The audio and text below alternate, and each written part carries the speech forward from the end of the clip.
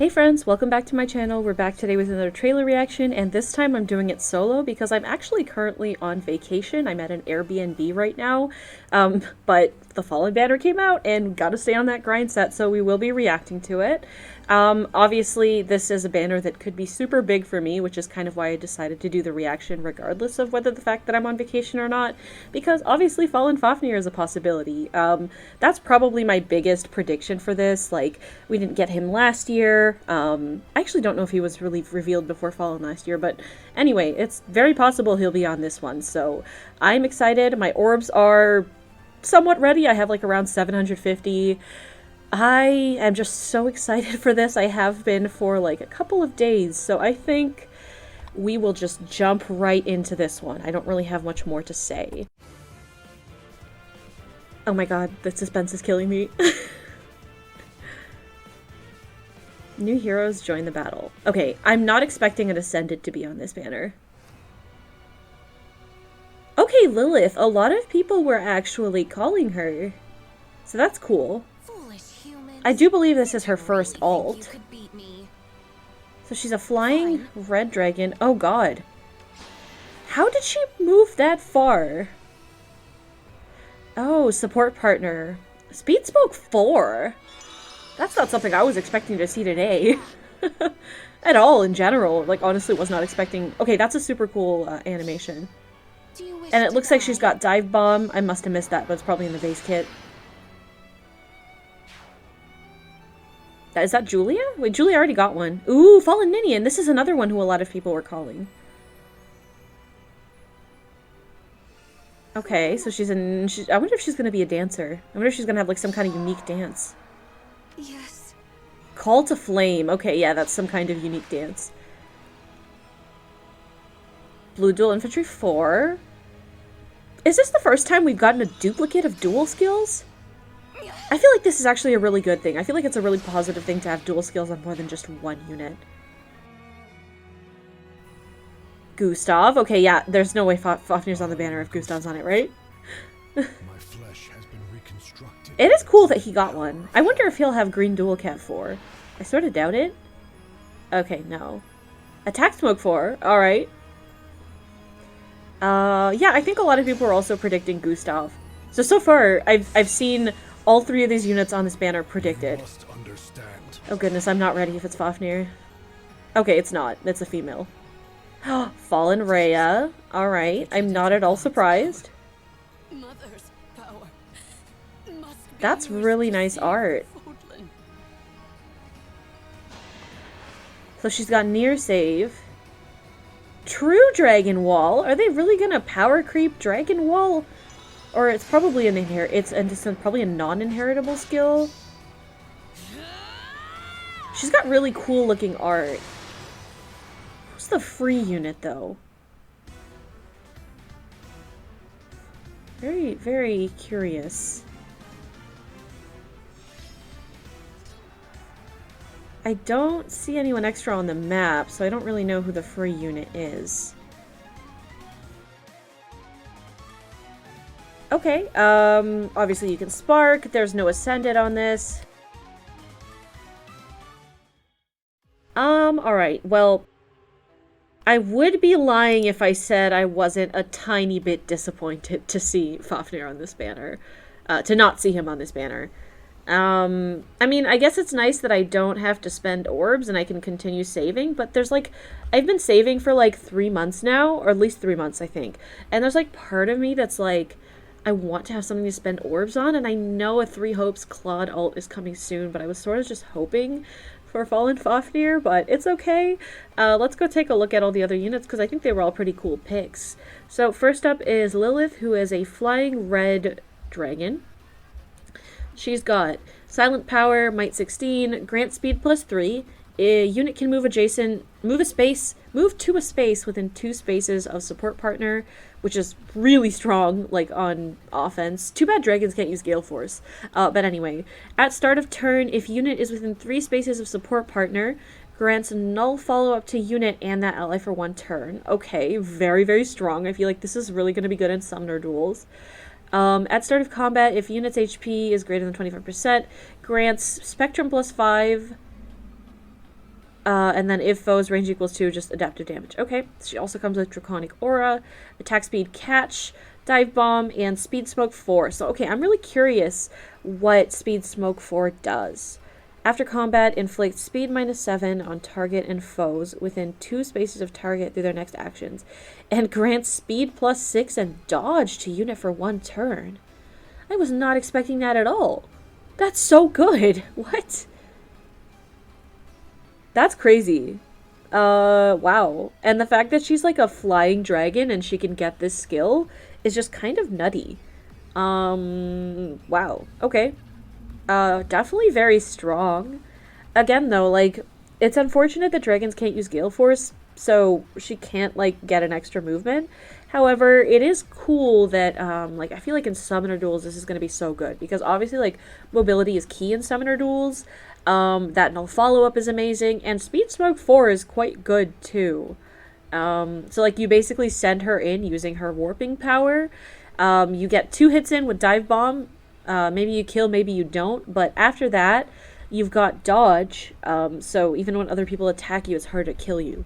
So yeah, I think this is quite strong, and I think this is going to be really, really good in Summoner Duels. Pretty good support unit.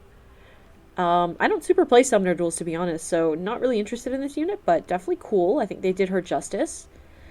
Let's see what Ninian has got, because this is the one that I feel like is going to be the most meta-defining. So she's got Enveloping Breath, Might 16... Wait, what was she? Blue Infantry Dragon again? Probably. Yeah, Blue Infantry Dragon.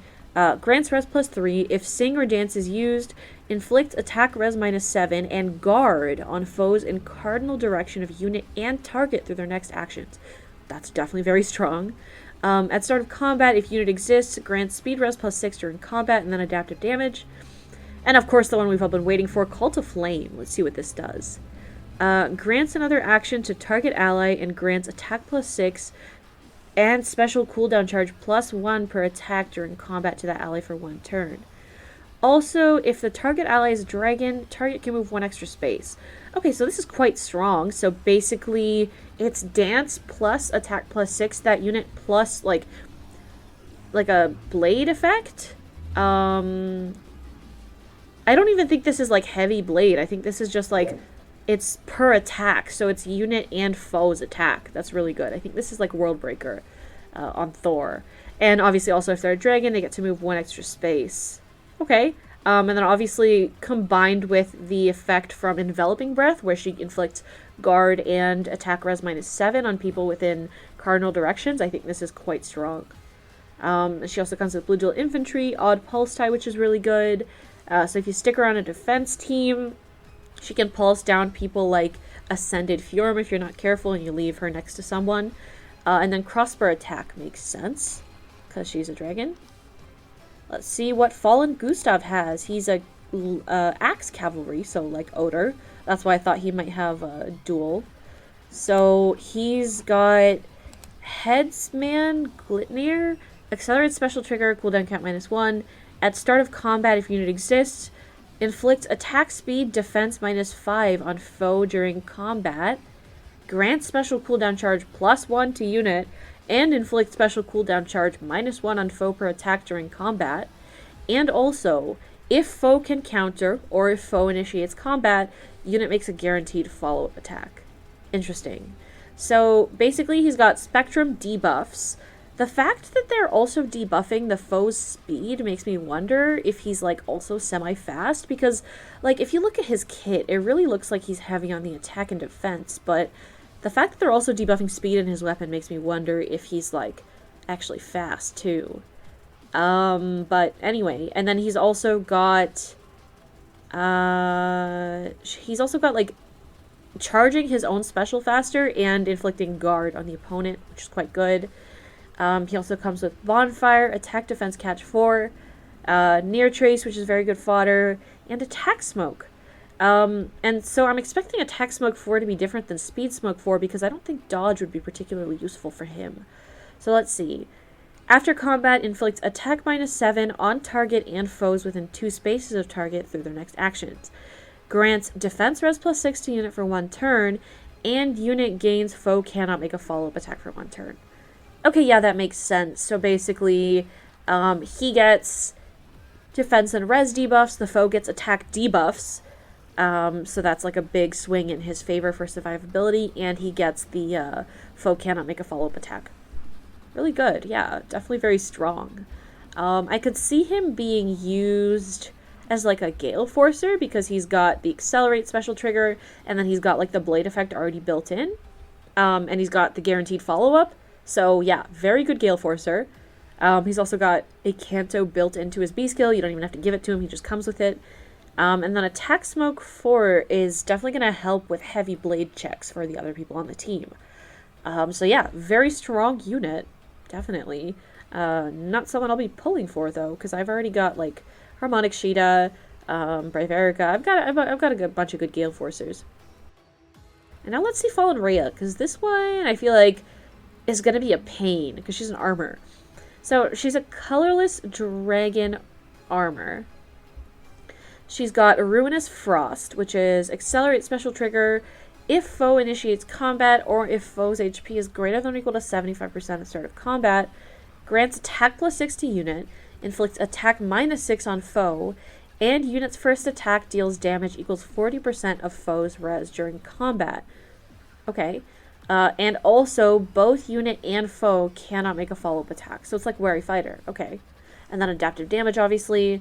She's also got Glimmer, which will instantly trigger after you attack her, because that's what you get when you have Accelerate special trigger.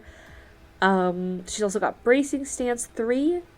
Obviously a good skill. Up until now, it was only available on Milla, I believe. So having it in the regular pool will be nice. And then True Dragon Wall. Let's see what this does. This one looks a little scary. If unit's res is greater than foe's res, reduces damage from attacks during combat and from area of effect specials by percentage equals difference between stats times 6. Max 60% for this unit's first combat in player phase and enemy phase. And percentage equals difference between stats times 4 for this unit's second combat or later. If Dragon or Beast ally is on your team, excluding unit, restores 7 HP to unit at start of turn and after combat. Okay, this is insane.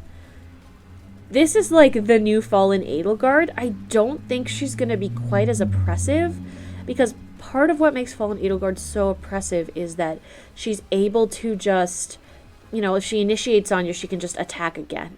At the very least, this unit doesn't have Armored Stride built into her base kit. She's not going to be that much of a threat on player phase. She's just going to be very difficult to kill. Because basically how this works is, as long as she's got at least 10 more res than you, which I feel like will be very easy for her to do, to be honest. She probably has like insanely high res stat.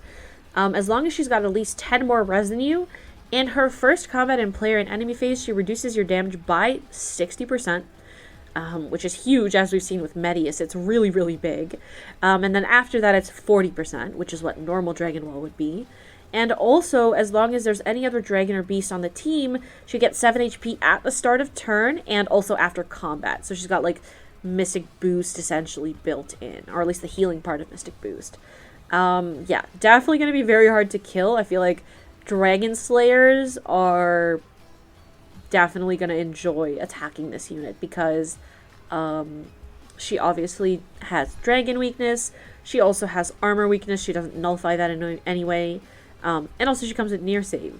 So yeah, I feel like I'll be really curious to see, because I feel like even Dragon Slayers are just not going to pierce her. And then if she hits back with Glimmer, which is what her base kit allows her to do, obviously, like, that's gonna hurt. So I'm a little bit scared, to be honest. I don't think she's as cancerous as Fallen Edelgard was, though. I just don't think so. But yeah, I definitely think if you're in the market for a good near saver, she's a really good pick. I think if you've already got Ascended Adun or someone else really good like Brave Hector, I don't think you necessarily need this unit, but definitely very strong. So the free unit is Moirim Raw Instinct. I'm so sorry if I'm mispronouncing that. And it looks like he's some kind of like Teleus unit who's like a tiger. So that's cool. I think he was another one of the units who a lot of people were asking for. So yeah. I think overall this banner is very solid as expected from the Fallen banner. I think they've kind of set the precedent for being really good. I think Rhea is insanely good. I think Gustav is going to be quite good too, and if you're in the market for a good Gale Forcer, I think he could be your unit. I think Ninian is also going to be quite strong, but again, like, not really a must pull. I don't really know. Sorry, I just yawned. It's a little bit late. I think Lilith is also quite strong, but not quite as oppressive as the other ones. So, yeah, and she can't even run, like, null follow-up. I suppose there are, like, some dragon versions of that skill, if I recall correctly, or something similar. But, yeah, I definitely think Lilith is slightly weaker than everybody else here. Maybe I'm sleeping on her, I don't know. But, yeah.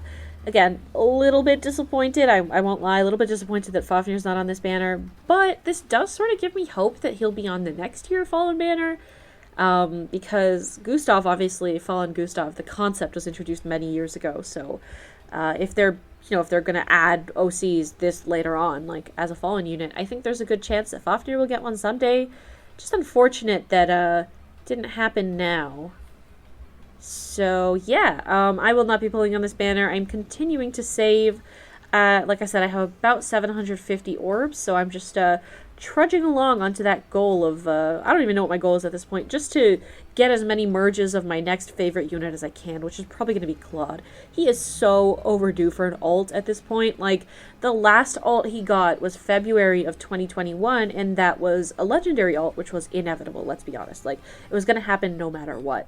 So the fact that he hasn't gotten a seasonal since then, as well as obviously the other three lords, the other Edelgard and Dimitri, the fact that they haven't gotten any seasonals is still so baffling to me. It's been a year, and pretty much every seasonal banner that comes out, I ask myself, like, oh, like, when is Claude going to get a seasonal? It's going to be the next one. It's got to be the next one. And it hasn't happened.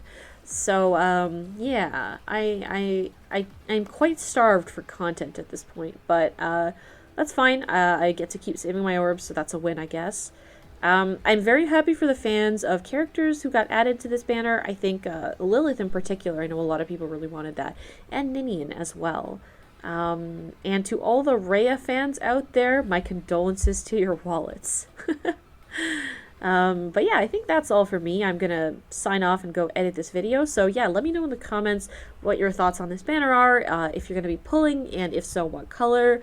And yeah, I will see you guys later with this trailer. Hope you all have a wonderful day. Bye!